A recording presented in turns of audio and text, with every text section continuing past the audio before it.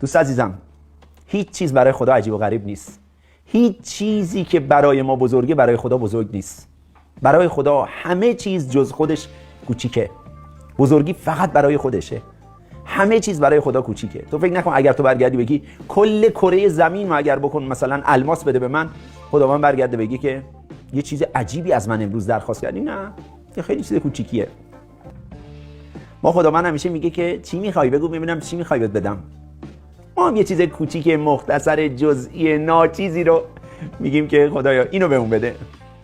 بعد خداوند میخنده، میگه این چرا اینقدر راجع من کوچیک فکر میکنه؟ این چرا هر وقت من بهش میگم یه چیزی بخوا همش چیزای کم میخواد از من؟ برای همینه که خیلی از دعاها من میگم همیشه به خدا بگو خدایا اون چی که دیگه عالی ترینه و من اصلا قد نمیده عقلم بهش، اونو بهم بده. عالی ترینو بهم بده، بهترینو بهم بده، بالاترینو بهم بده. هیچ